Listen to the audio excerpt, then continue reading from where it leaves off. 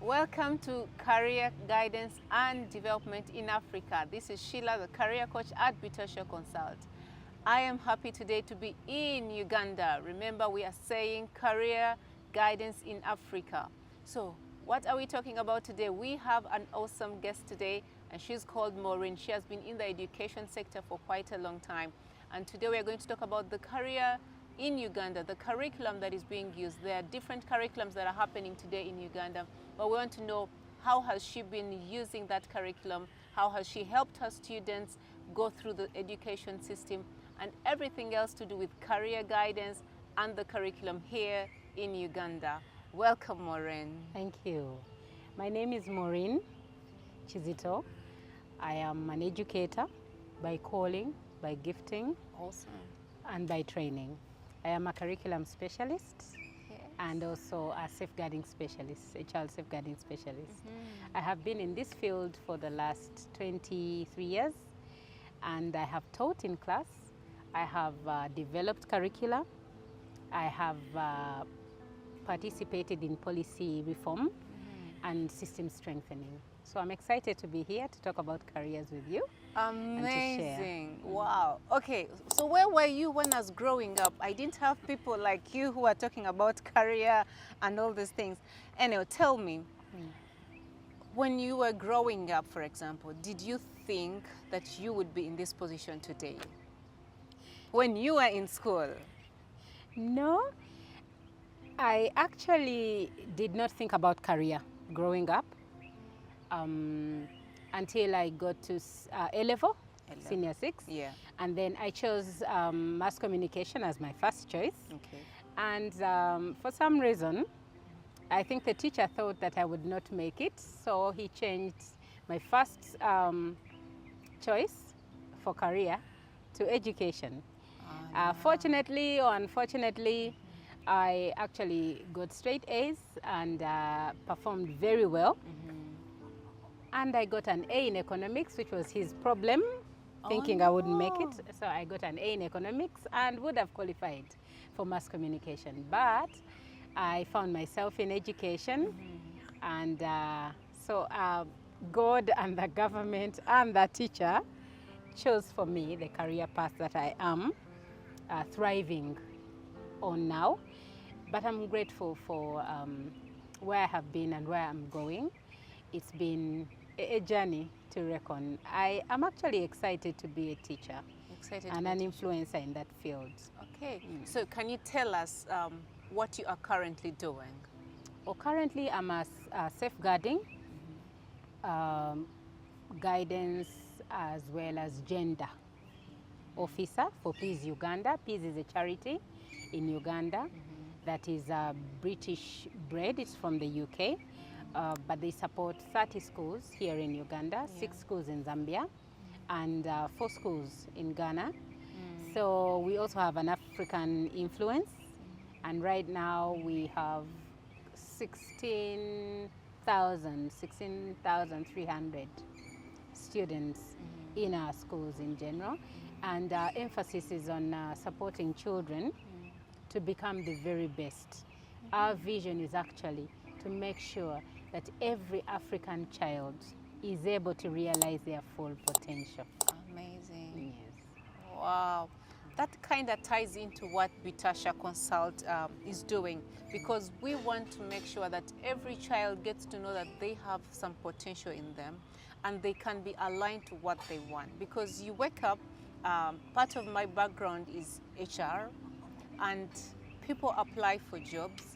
And these jobs that they're applying for, they say, I've done engineering, but give me any job. I'm applying for an admin assistant. I'm like, no, you know, you can be an engineer if that's what you want to be.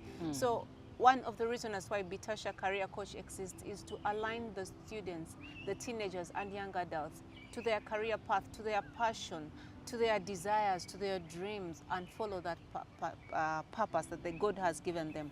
So when I hear you do that for every African child, I am pleased. So I want to ask you about the curriculum in Uganda. About 4 years ago, I think it was a bit different, and today is different. Could you please throw some light on how it was then and how it is today? For many years, during our times in school, and I believe yours as well, Yes, yeah. education was very different. Yeah. It was very different. It was majorly rote learning, and everything was focused on exams and which school is getting the first grade and which student is beating the others to the A's, which explains a lot of what we see in our culture and workspaces. Currently, the government is striving to help the communities appreciate the fact that education, proper education, is not supposed to be about competition. Yeah. It's not about exams. Yeah. It's not about what the other person is doing, Yeah. but what the person that is actually learning in class is achieving. So we have the competence-based curriculum Okay. in secondary school. It's been here for the last 4 years. We have just graduated our first cohort Awesome. of UCE students. They UCE. start this year. We are believing to see the best in what they have done. And these students have had a great time compared to us. They've been learning in groups, they have been doing projects so they can see what they have studied in actual manifestation before them. They are not on the pressure of exams, or at least they are not supposed to be. Okay. And each of them is able to express themselves in their best way possible. So I believe things are actually getting better as far as learning is concerned. So there's for no the cram learners. work, because I mean It we is used to not- have all these notes and we have to cram It's not supposed history to be and there. all those things. Actually, according to the curriculum, the teacher is supposed, for each lesson, the teacher is supposed to speak for a maximum of 10 minutes. Okay. The rest of the time is supposed to be for the students to engage each other, to think, to question the learning, to interrogate the content and get what they can get out of it and be able to produce something at the end. Okay. But you know, we are putting new wine in old wine skins. Oh, yeah. So Yeah. I know we will struggle for a few years. Yeah, yeah. We have struggled, especially when it comes to the assessment bit, Yeah. where they're supposed to be assessed and they're supposed to do project-based learning. It's a bit tricky, but the teachers are willing to learn. Okay. The administrators are willing to support. Yeah. The students are definitely excited, and the parents are on a journey to understand where this whole thing is going. So Maureen, I know that the curriculum for Uganda recently changed about 4 years ago. So tell us, how was the curriculum then? I know I went through the curriculum, I had to read and cram, and today, what's the difference between then and now? Amongst other things, the curriculum is more child-centered right now. Okay.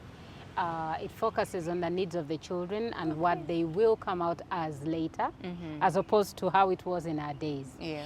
In our days, we used to learn for our parents, we used to learn for the teachers, we used to learn for the school. Yeah. So it was which school is performing better, which child is performing better, and probably which parent has done better training for their children.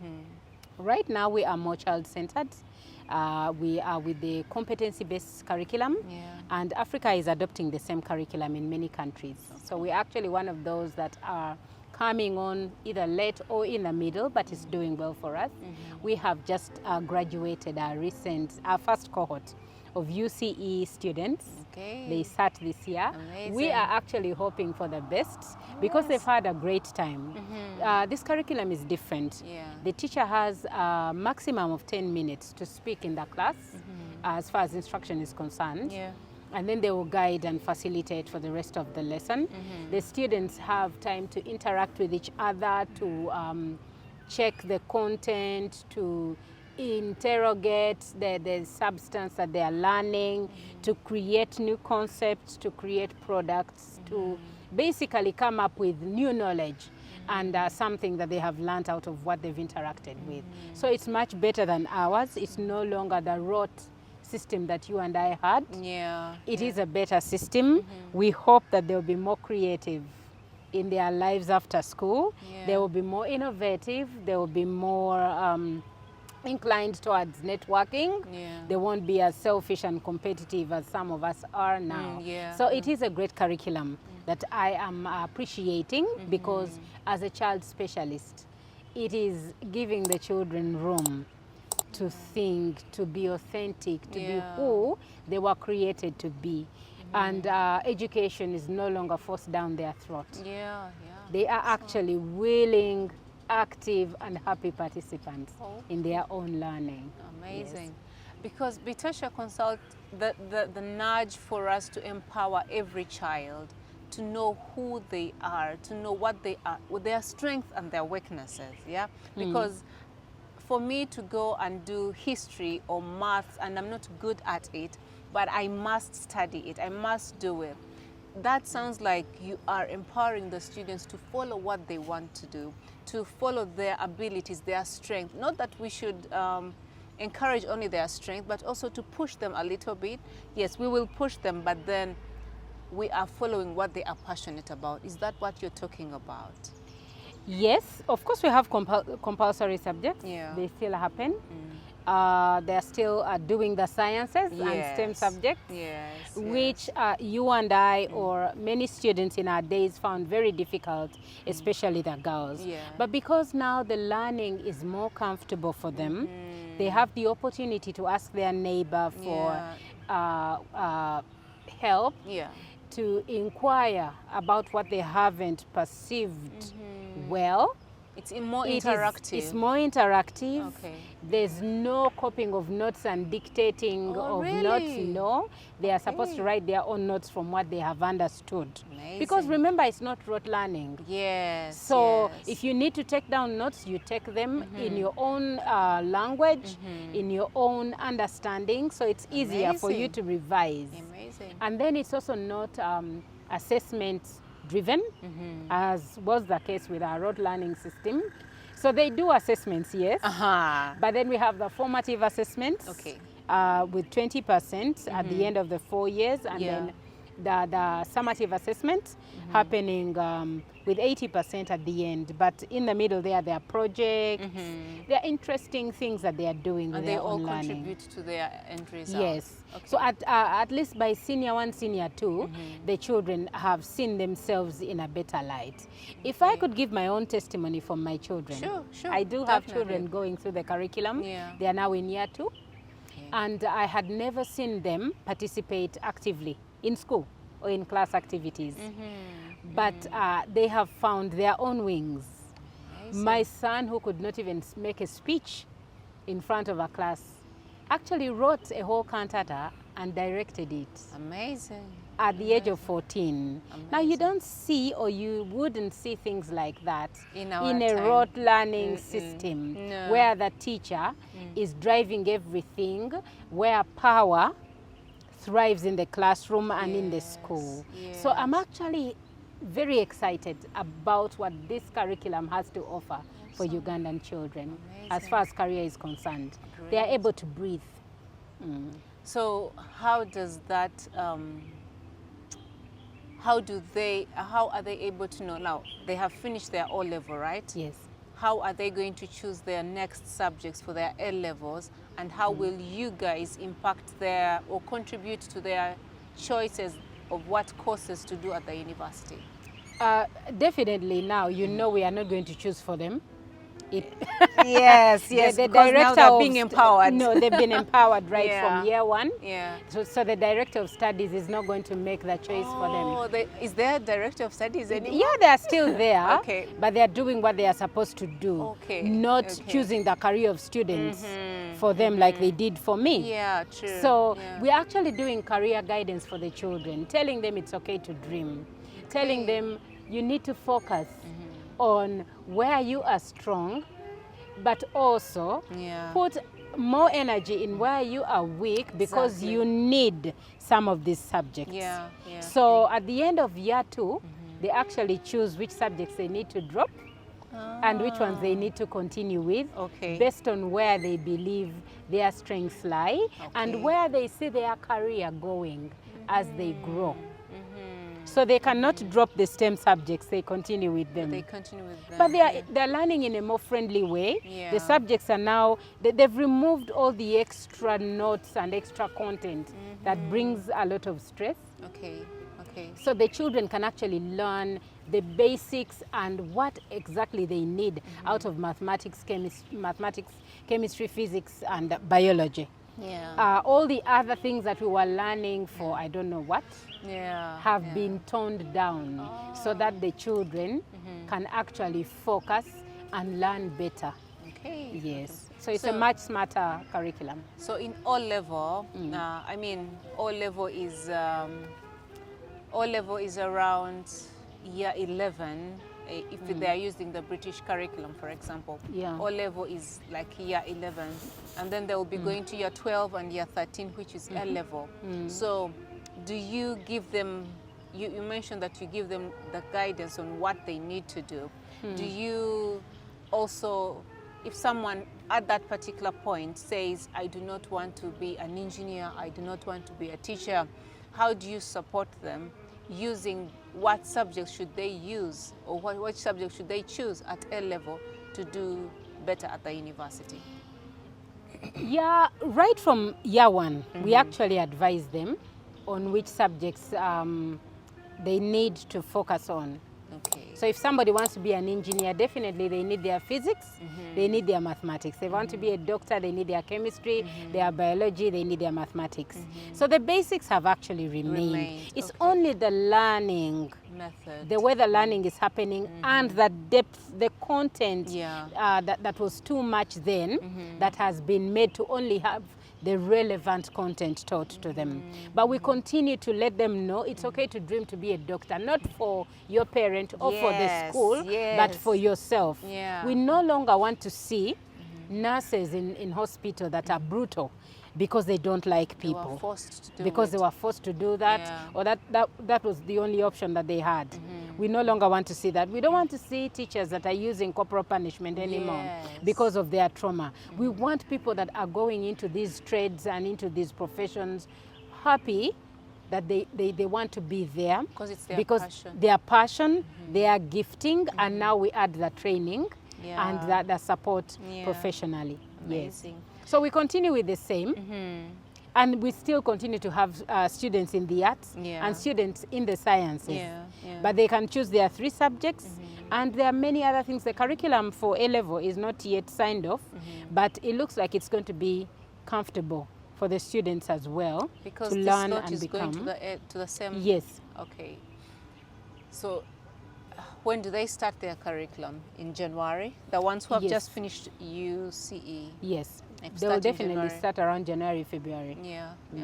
Okay, so are there official career guidance sessions? Are there official career guidance sessions or for the students, or is there a career guidance office where I am struggling? Recently, I was interacting with a teenager who has just finished senior 6. Well, she has finished year 13 because she was doing an international curriculum. This student did not know what course at that point to do. She was still struggling. Like, she was torn in between, I want to do law, I want to do this other subject. So my question is, at that point in life, shouldn't the students be knowing what they need to do at the university? I mean, their results have come back already, and most probably they are going to miss a year because their minds are not made up. Shouldn't the school system in Uganda, or the international system that is being used in Uganda, help the students in Uganda to figure out at maybe year 13 or year 12 or in A-level, senior 5, senior 6, to know at that early age that I need to be a doctor, and this is the university I need to go to? Does the curriculum or does career guidance help in that direction? Yes, career guidance actually helps in that regard. Do you do that? Is that system out there? It is. Hopefully, I'm not putting you on the spot.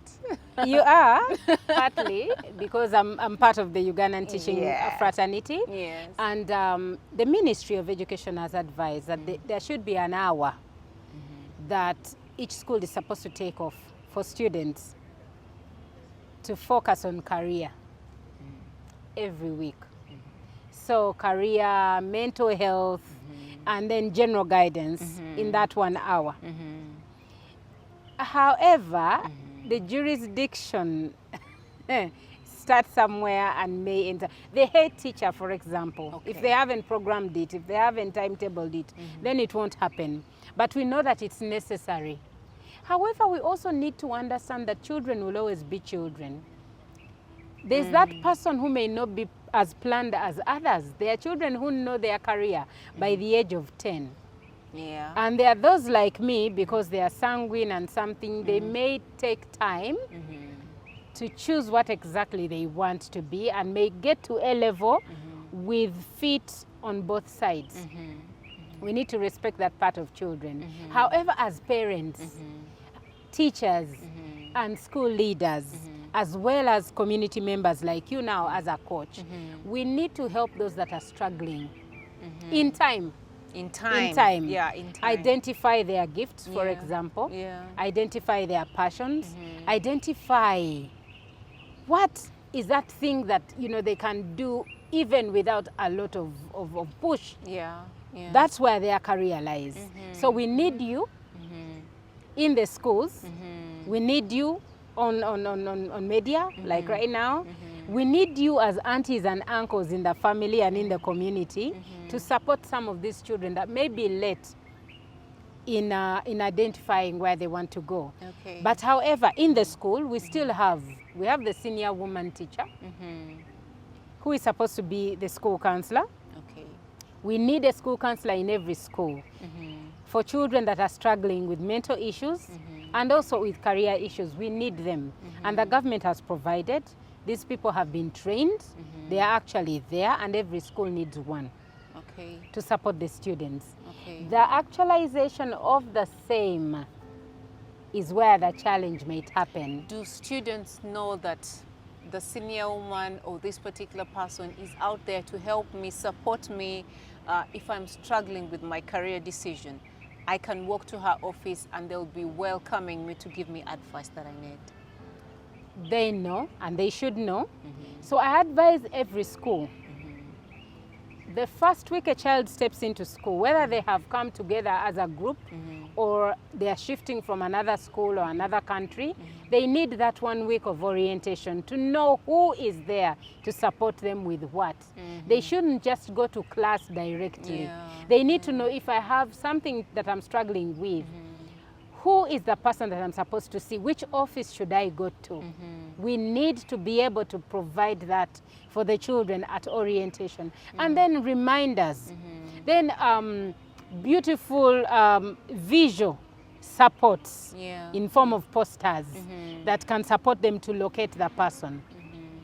And possibly if there's a hotline also, to support them. If you need to talk about what life looks ahead for you, this is the number to call. We need all those things in schools. We need to open up those spaces for students. But yes, there have been people that have been trained, the policies have been passed, the advice has been given. We need to actualize that, yes.